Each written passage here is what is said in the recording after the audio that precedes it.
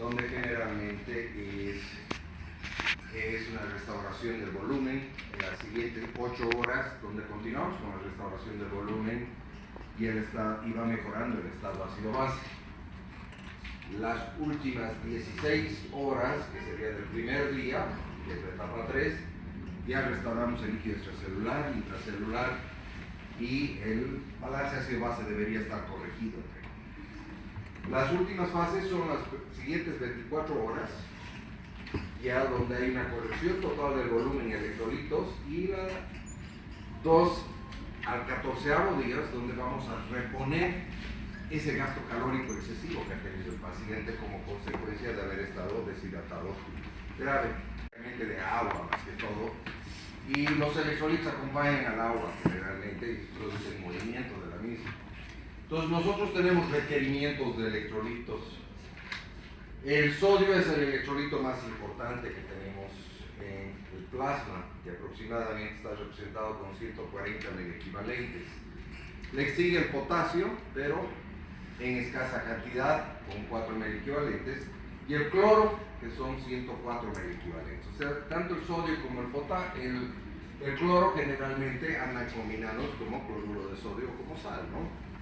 En cambio, a nivel intracelular podemos observar de que el electrolito más importante es el potasio, aproximadamente 160 megequivalentes. Y esto es importante porque cuando yo tengo una deshidratación, hemos dicho que vamos a tener acidosis metabólica, y cuando hay acidosis metabólica, sacamos potasio de dentro de la célula afuera. O sea que muchos de estos estados de deshidratación severa pueden venir con hipercalemia.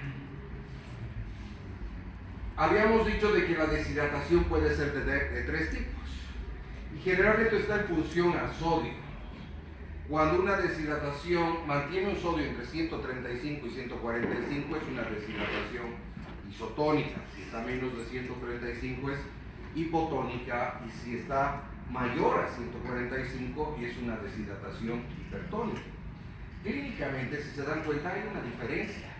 En la isotónica y la hipotónica, el déficit de líquido generalmente está acompañado más que todo en el espacio intravascular y en el intersticial. En cambio, en la hipertónica, el déficit de líquido generalmente es intracelular.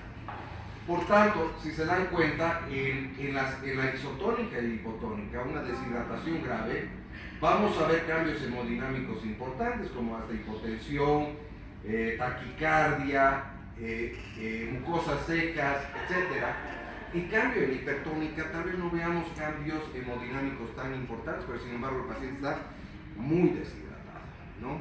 Entonces, lo que más vamos a encontrar es irritabilidad, probablemente mucosas bastante secas y gruesas. Entonces, por eso es que es tan difícil a veces distinguir una deshidratación ya hipertónica severa.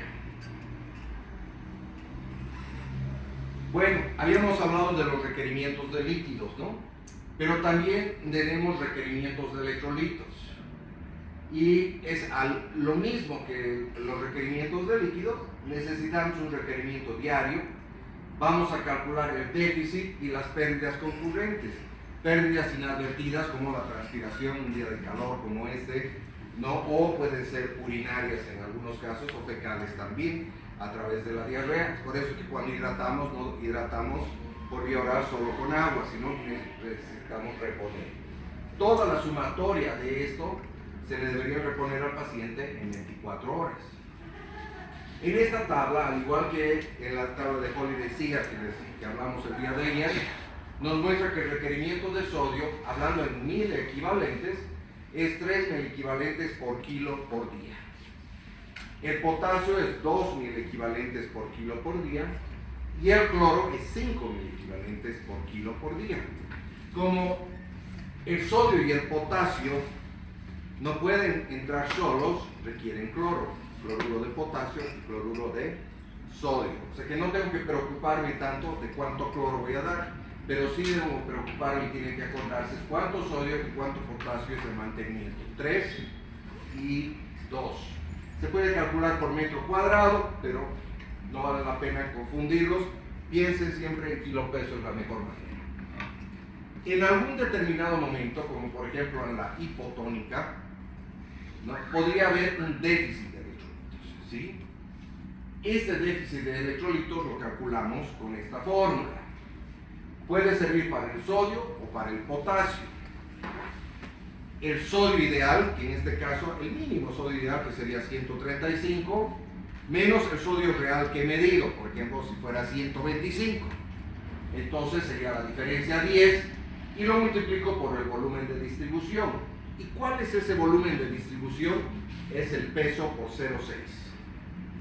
Entonces, si multiplico los 10 por el peso, 10 kilos por 0,6, me va a salir una cantidad que es el déficit de sodio. Para el potasio, lo mismo. Para el calcio, la única diferencia es que en vez de utilizar 0,6, utilizo 0,3 como volumen de distribución. Los déficits de electrolitos van a estar directamente relacionados con el déficit de agua. ¿Eso qué quiere decir? Es lo que les decía, si uno tiene diarrea, va a perder agua y electrolitos. ¿Cómo puedo cuantificar con este ejercicio? Hagamos de cuenta que es un niño de 9 kilos, con una deshidratación del 10% de deshidratación, de 9 kilos, entonces serían 900 ml o 0,9 litros, ¿verdad? Ese es el equivalente. Ya sé cuánto de volumen. Para calcular la pérdida de sodio y la pérdida de potasio que está teniendo este paciente con la diarrea, utilizo estas dos fórmulas. Para ver la pérdida de sodio, utilizo el sodio del líquido extracelular y lo multiplico por 60% de líquidos de déficit. Parece difícil, no es así. ¿Cuánto es el sodio extracelular? 140. Lo multiplico por 0,6, el 60%, ya, y lo multiplico por el volumen, 0,9. Entonces me sale 75 miliequivalentes. Esta cantidad de sodio está perdiendo o ha perdido esta persona, este niño, ya con una pérdida de agua de 900 ml. ¿Me entienden? Para el potasio es exactamente la misma fórmula, solo que cambia. El potasio intracelular es 150. Pero en vez de utilizar 60, utilizo 40%. 60, 40. Acuérdense, 60 sodio, 40 el potasio. Y lo multiplico por el volumen. Entonces este paciente ha perdido aproximadamente 54,000 equivalentes por litro de potasio. ¿Está claro?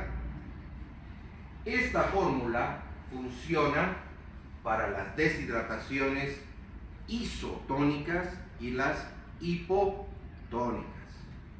Para cuando son hipertónicas, ¿sí?, utilizamos esta otra relación.